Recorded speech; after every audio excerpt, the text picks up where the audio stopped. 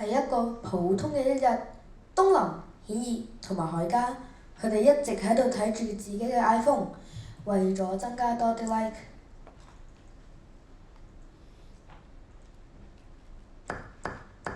海嘉就犧牲自己食自己敏感嘅食物花生。海嘉，明知你對花生有敏感，點解你要為自己嘅 post 而犧牲啊？好辛苦啊，好難受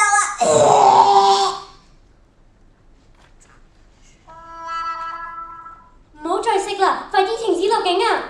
啱啱嗰次嘅經驗真係好辛苦啊！但係好彩食到。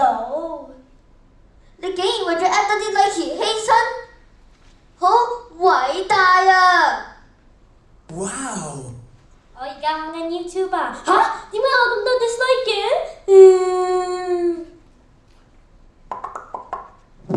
睇嚟所有人都喺度玩緊社交媒體啊！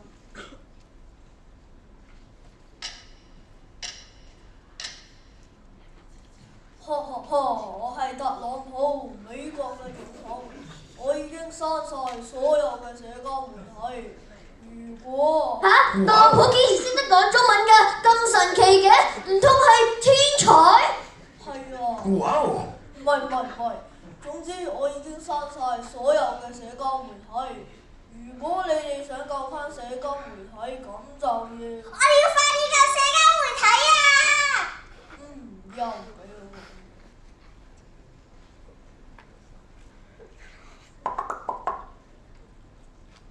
東林、顯兒同埋海嘉喺度諗緊辦法救社交媒體。呢個危險嘅任務一定要揾一個幫手，屈輯嗰個人先。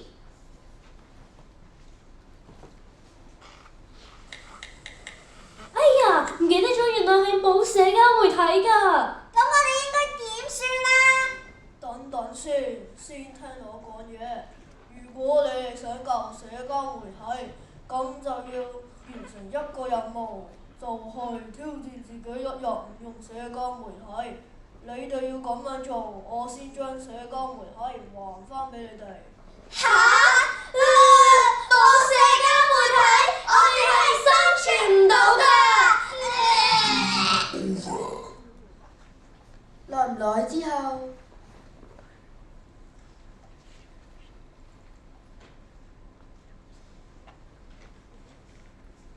好無聊啊！其實唔用社交媒體有咩意義啊？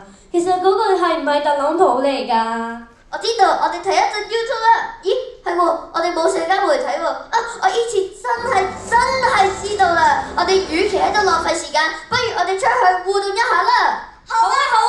咁我哋去海洋公園盡情玩啦！佢哋一直都唔知道自己唔係喺度用緊社交媒體。咦，咁神奇嘅？點解我玩社交媒體可以玩得咁開心嘅？當然係因為你唔使食花生啦。突然之間，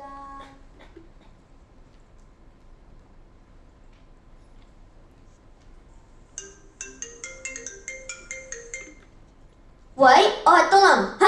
我媽咪太老魚餅，要我即刻俾錢，我先唔信你。我阿媽話佢年年都18歲，點會太老魚餅啊？我哋暫時將轉個鏡頭去海嘉嗰度先。哇！我終於覺醒啦！我知道係因為社交媒體控制咗我哋，只係搞到我哋覺得佢先可以搞到我哋開心。其實同朋友玩都可以令人開心㗎。